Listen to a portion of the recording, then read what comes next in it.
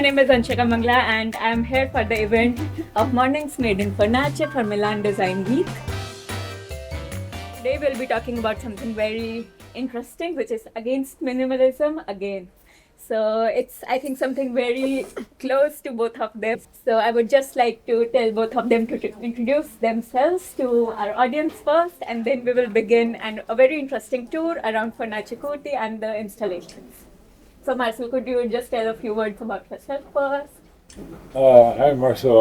I'm a designer, interior designer and product designer. Yeah, if you talk about minimalism, I'm not a fan. I think minimalism misunderstands humanity as a rational force. Well, I think we are poetic force, we are spiritual force, we are silly beings, and that's our beauty. That's why we are amazing. And so I think to understand humanity in that way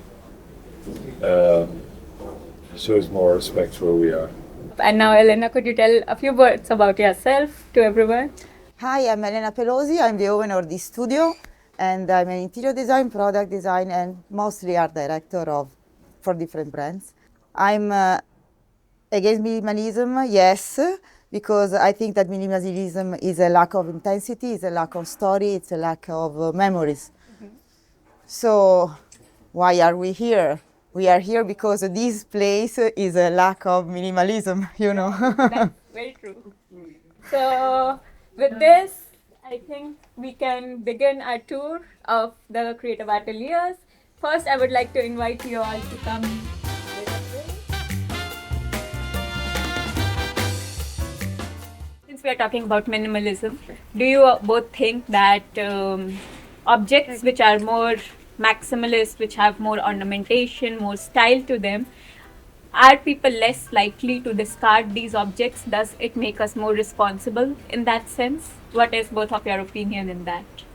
The only thing we have to do, or at least the first step that we can do, is make things that people love, because they will defend what they love. Right. And that has nothing to do with minimalism or maximalism. There's people that love minimal things, and that's wonderful.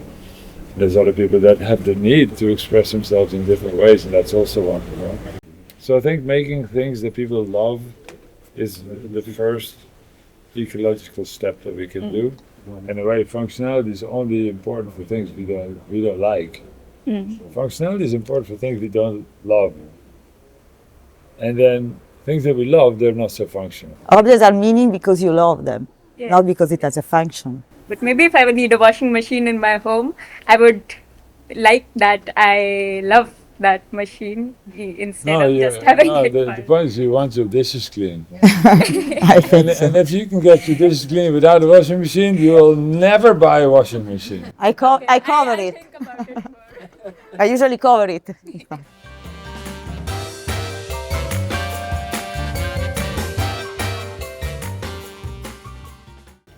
Sometimes this white interiors, minimalism, it takes away the sense of community from people because spaces are pretty much empty, and such style, it makes people connect more. So it's more in terms of community that I would like to ask you both. It's adding things here, I think. I think that here you can see and you can feel how many people arise in the past and put the things on the wall and then remove another things on the wall. So it's about community because every person left a trace here, no? But if I think about community, and I think about a large group of people that regularly see each other, and they really are excited about seeing each other, and they do something together that's amazing, and they get excited about it. I think about soccer. I'm thinking like, okay, 20,000 people go to a stadium, and they have a lot of fun. They're all connected to one thing, little ball, and they run around, and they're like super happy together, super sad together. That's community. And what do they gather around? A piece of grass. Some people. I think community is a human. I think it's not so dependent on Space. the surrounding. The surrounding can help, but it can help also by just being empty and green. Yes. And with the little white ball in the middle of it. I don't think It's about passion and sense of belonging, no? Much. I mean, Sharing. having something to share Ah. creates community. If you have nothing to share, it's going to be hard to make community. And I think you can have a community in a big wide space without problem. I want to show you my favorite spot. Okay, favorite spot. Yes.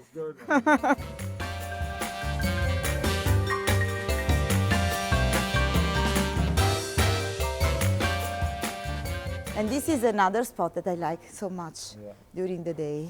Makes me calm and fulfilled with energy, I know. I think every day I come here, it helps me challenge my creative fatigue, my creative tiredness. It helps me think new things. And I don't know, I think everyone has a different method to do that. I would love to know what both of you do. So when you're tired of creativity, how do you find that spot again to start? Creative fatigue, that's a new word. No, I think I've never heard of that. no. Creative fatigue. Creativity is energy, is not fatigue, no? I I think it's a power, it's a thing that you can feel and you can go on with this. I don't know, it's something that you cannot also touch or explain, no? But your favorite is to make nice drawings and write little stories. You're so Potatoes is lucky. alive. We don't make potatoes, we don't cure the sick. We're just here for the benefit of all of us, like to create poetry, to create something beautiful. Now I think that's an incredible opportunity that our culture gives us. I think incredible opportunities come with incredible responsibilities. So fatigue is not my area. Because Fatigue is other things, I think, yes. the amazing opportunity that we have, then I think I'm excited to fulfill the responsibility that belongs to me. On this occasion, I would also like to ask you about Moooi. So, since you are also currently having 25 years and promising, that's your uh, main line for this year. So, could you tell us a bit more about what this means for you? I mean, 25 years ago, I It's a started. lot. I started a little company because nobody wanted to make my work. So I started doing it myself. In those days, that was not so normal, but like I had no choice. And still today, we love to find young designers that nobody knows that have no products in the market, and we love to help them. So 25 years ago, I set up this company. Now, 25 years later, people in the company, they felt that we have to do a party, we have to celebrate it. I'm like, well, if I'm not wrong, you all weren't there and I was there, and I don't feel the need for a party, but okay, let's do a party. And I thought, like, the one thing that I don't want after being 25 years is to say that, oh, we're 25 years, we're now established company. I want to be punk rock, the opposite of like, I want to be irresponsibly stupid and like do whatever I want. And so the last thing I want is to be proud of being 25. And I thought, like, what does 25 mean? Let me think. 25. I was 25 one day, right? Like my company, I was 25 years. And who was I? I was like this crazy kid, just out of school, no fucking idea what to do, full of life, full of passion, full of dreams, like completely obnoxious when I talk to people about what things should be, and like I was going to change the world, of course, at least twice. Like, full of shit, full of dreams, no proof of nothing, but a lot of energy, a lot of love. And so I think that's what Moooi is also. We haven't proved nothing. We have studied, we are promising. We're 25 and promising. It's this is our start. Expect more from us. I really like this because I think it says that we should all have a childish energy inside of us, no matter we are 20, we are 30, we are 50, which is, I think, very important.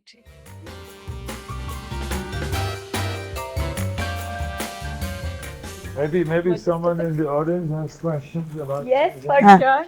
When we usually create, we make things that we love first, you know.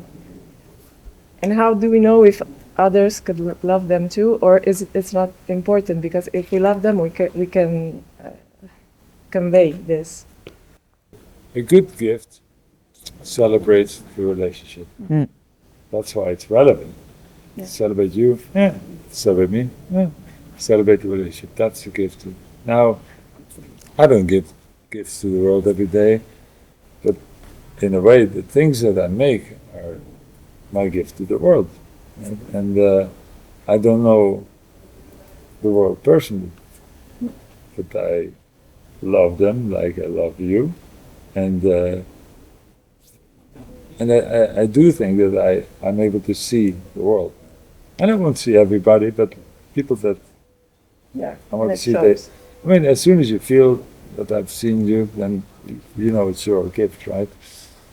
And I really believe that that's why it's important to try to understand who we are, because we're not all so strange and different. We are understandable people. So I do think that we can make things that people feel that show us and that make them feel that this is for them, and because we have seen that more than with our eyes. Thank you for. Thank you. Thank you so much, everyone. Thank you so much. To our speakers, thank you. Bye. Thank you, Marcel.